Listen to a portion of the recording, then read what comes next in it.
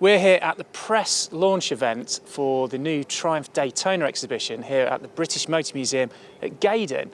And it's a fabulous collection of bikes that are being displayed, showcasing the history of the Triumph Daytona from start to finish.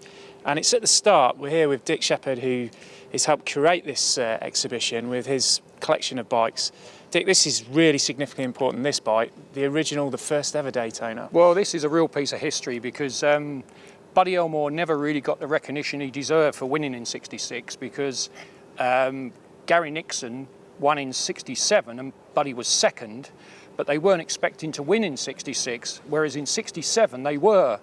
And the reason for that was this uses a phosphorus bronze time inside crank bearing, and the oil's fed through the crankcase, through the phosphorus bronze bush into the crankshaft and then onto the big ends. And unfortunately at Daytona, with the heat and everything, they were having issues blowing engines. And of course they're heavily tuned, obviously, because they were racing against the Harley Davidson 750s. Bigger, yeah. And so, you know, Buddy, as mechanic, swept up all the sweepings from the engines that had blown up and built the last engine, and that's why Buddy had to start from 46th on the grid. So even in today's Daytona history, this is still the most famous win in Daytona history, to come from 46th on the grid and win Daytona. It's just unbelievable. It's incredible, you know. Unbelievable. And as I say, the following year, the bike is actually on display with this. It's one of 7 Daytonas, and we did a video with yourselves. Oh, yeah, the Percy Tate one. That's right, and that one,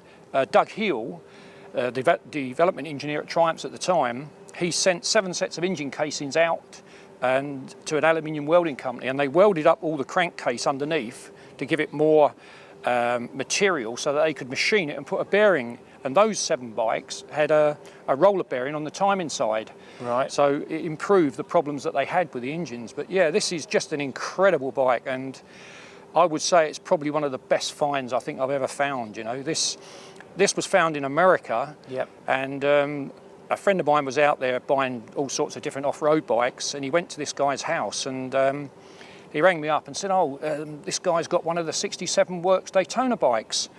So anyway, he was describing it to me, and I thought, no, that's not, that's a 66 bike, because what they'd done with this bike, it came back over for the Earls Court show in '66, and luckily, Harry Waldridge, he was in charge of getting it ready for the Earls Court show. So he took all the engine and frame number off it and entered it into the records, the factory records, whereas Doug Hill, because they were swapping bikes all the time, he never really bothered keeping a note, because they were using engine out of one bike and all this sort of thing. So, as I say, when it came back for the Earls Court show, Harry made a note in the records so we could prove this was the actual bike. Fantastic. But the Barber Museum in America, they've just found one of the other 6. Okay. But 2 of the 66 bikes, this and the one in the Barber Museum, are the only 2 that have survived. And this is the one. This is the one. 2 first place. And this is the bike that inspired Triumph to adopt the Daytona name. Yeah. And it's still been used today, as you can see, with the GP2 bike.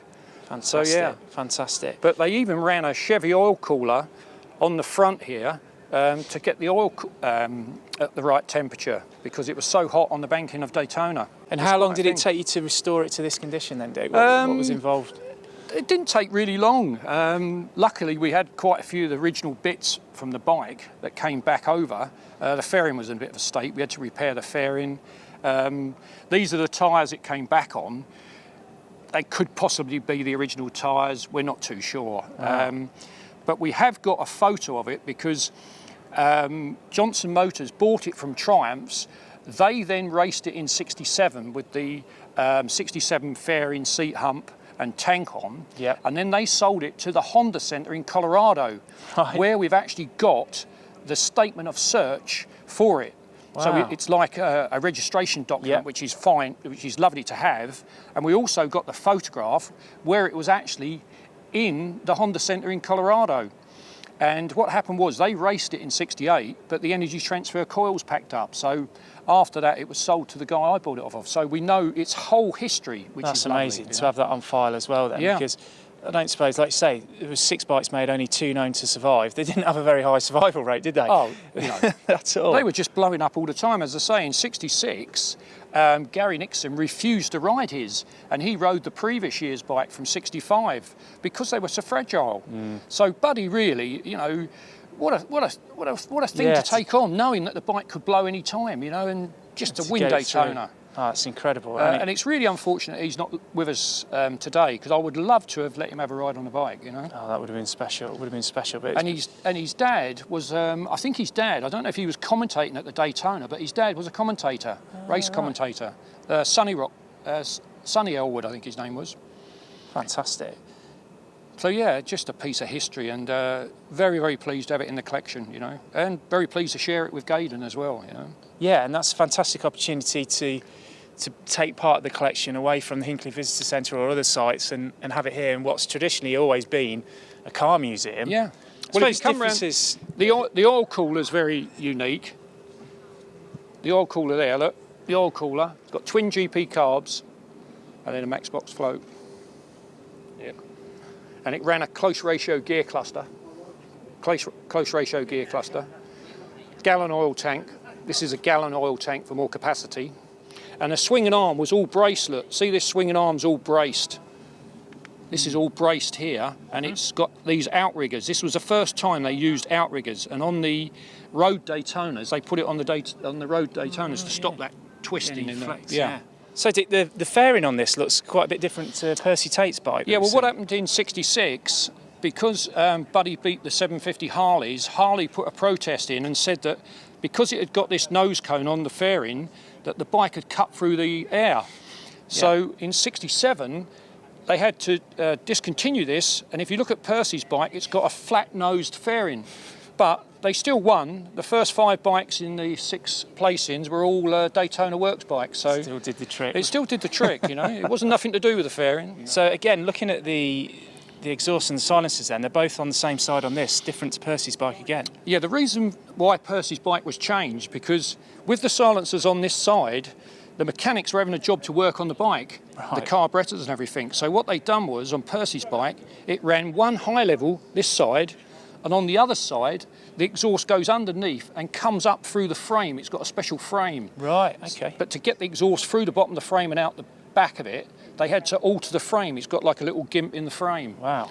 So quite a bit of development between these 2 years then. They weren't 100%, yeah, because obviously after Buddy won, they looked at it and thought, listen, we just need a little bit more reliable engine. We can win in '67. And that's exactly what they've done. And again, another difference on this earlier bike then, the front brake looks a little bit different to the later one. Yeah, well, this brake here, this is a single leading shoe front brake. And this was the brake that they used on the 65 T120 Thruxton Bonnevilles. And then in '67, they went to a 4 leading shoe Fontana. Wow. But the tyres were still the same. They were Dunlop triangle tyres.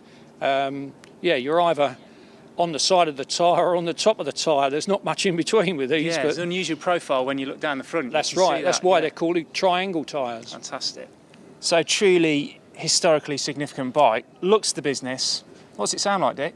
Well, if you'd like, we'll start it up and you can have a listen. Brilliant.